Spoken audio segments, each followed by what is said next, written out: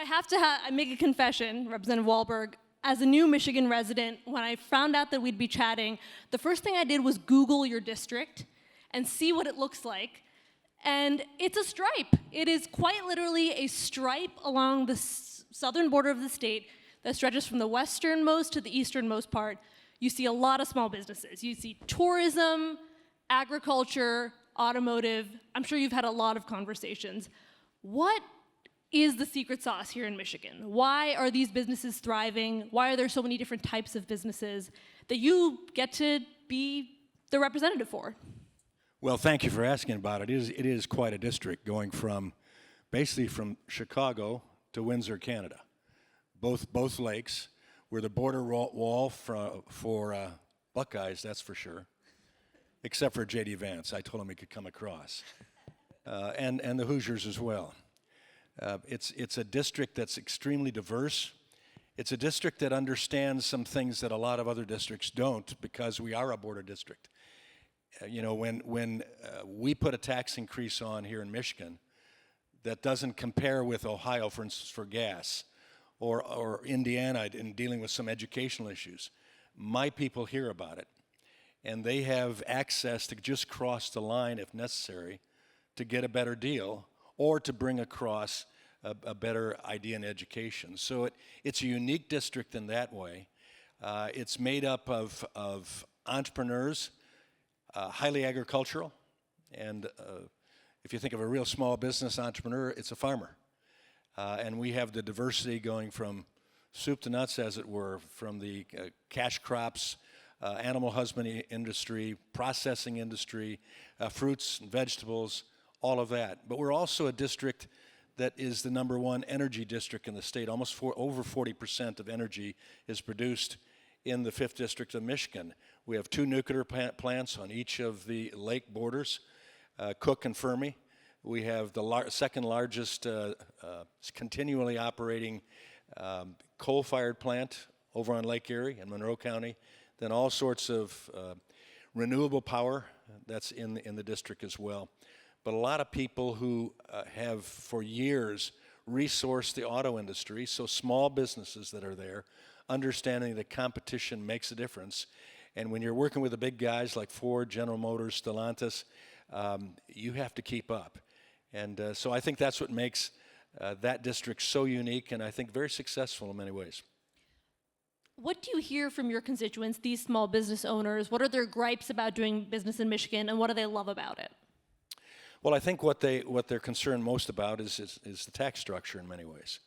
When you look at the tax comparison for energy, for instance, automotive energy, Ohio is much better. When you look at some of the things that go on, for instance, in high tech or in medicine, Indiana has better policies relative to what can be done and how quick things can take place for my rural hospitals, for instance. And so those are issues that they have to contend with. Michigan is still, in comparison to the other states, in its just a general state of Michigan, is hugely competitive because we have everything here. We have the lakes, we have the water resources, we have natural resources, we have entertainment, we have sports teams, we have academic institutions that people come to. So if we don't put ourselves in our own way, we can achieve great opportunity. Congressman, you're also chair of the House Education Workforce Committee, and you're shaping national policy that touches small businesses. I just mentioned the stat in our conversation with Tony about half of them failing in 5 years. What are some of the key policies you're looking into to bring that 50% down and down and down? Yeah, I'm so delighted to finally be chair of that committee. I've served on it for 17 years now. It's a passion of mine, and it's a passion of this president. Above everything else, he sees workforce as key. And a workforce that isn't educated to meet the needs of the present and the future is not a workforce that'll achieve. So the idea of having education keyed in with workforce is so valuable. We have made statements numerous times, if you get 3 things right in education, that being the student, the parent, and teacher, you'll achieve great things.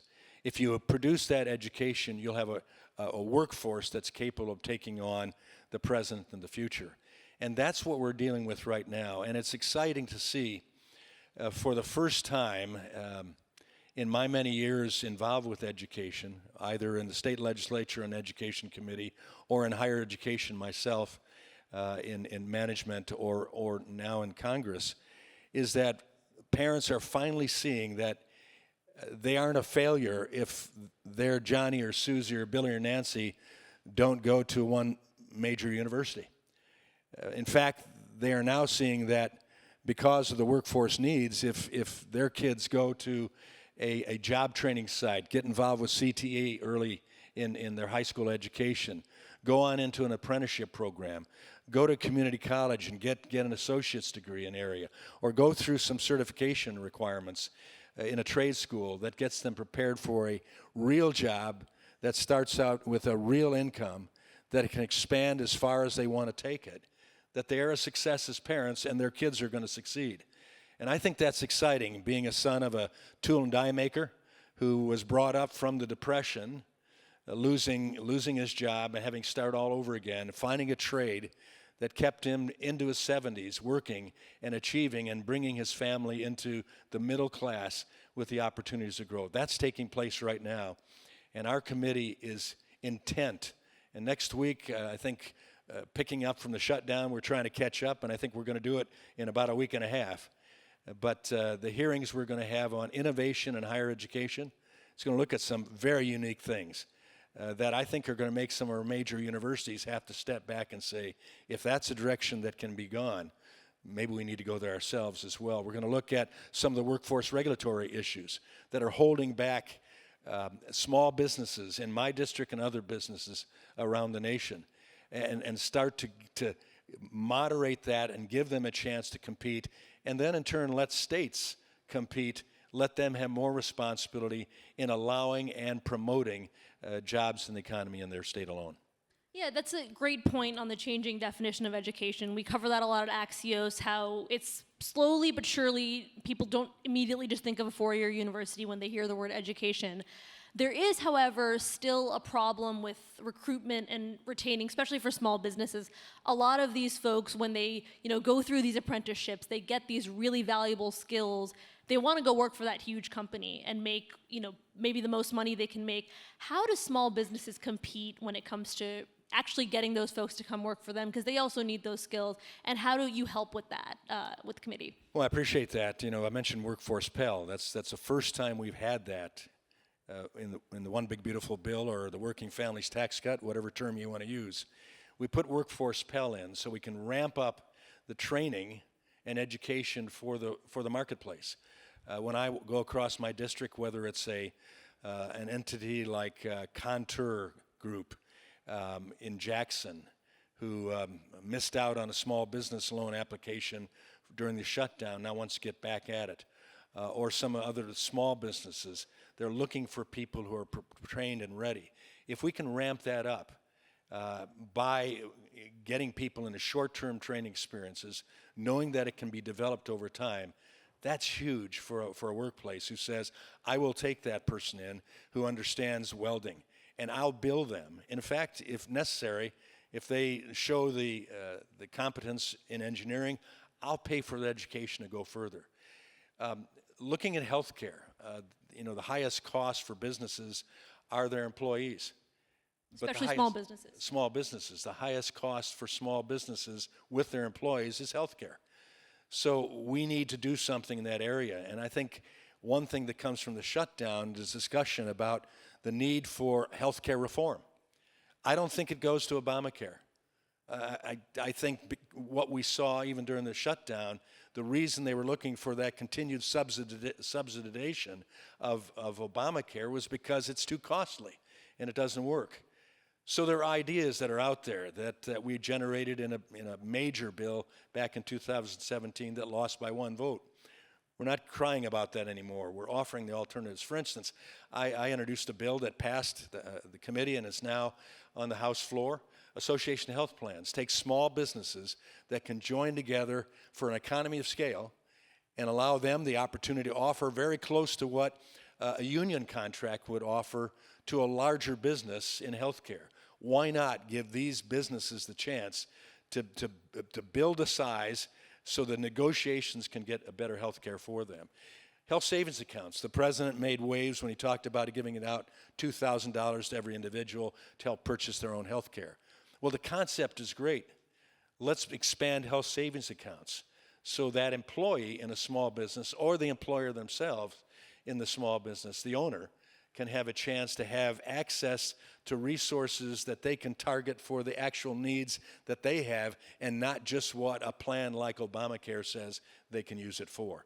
And I think that is really intriguing to the healthcare industry as well, who will have a chance to have a greater opportunity to service the people they need to service without the unnecessary bureaucratic red tape that comes from the bigger plans. One thing business owners tell us they're not necessarily hearing from Washington is how they're going to deal with the technological changes of the future, talking about AI. How do you think about that? Well, I'll have to check with AI here and see what my answer is. AI is here. It's going to be here, and either we're going to control it and design it and implement it and use it and expand because of it, or China's going to do it. That's the only choice. And so with AI, with the technology we need, let's wrap our arms around it, but always make sure that we keep a human thumbprint on it, not a large oversight of government. I mean, I think about what was going on with net neutrality, thankfully for only a few years, which was squashing the industry and the internet and using that amazing tool that we've come to just expect. We did away with that net neutrality, gave it back to innovation and design. The same will take place with AI and other amazing transformations that will take place within the tech industry. And I think, bottom line, having a level playing field with minimal guardrails that are there, and the encouragement from our education industry as well as into the industry of jobs themselves, the use of AI to continually expand and motivate people at a higher level. Congressman, we're just about out of time, but I am partial to Lafayette Coney dog. I gotta ask you, you said the best Coney dog is actually here. The best Coney chili dog in the world is Dimitri's. I will fight some person for that. And it'll be a bipartisan fight because I served with, during the tenure of Jim Blanchard, Governor Blanchard. And he and I would meet often at Dimitri's just down the street. Now, when I represented the 7th District, which included Delta Township, Dimitri's had moved over into Delta Township, so I had it there as well. But I think that is and I've tried Lafayette, I've tried all of them, Leo's, everything else, including the ones in Jackson, where they contend the Coney dog first began. But I still think Dimitri's is the #1 chili dog in the world. Congressman Walberg, thank you for being here on stage. Thank you for making it home. Yeah.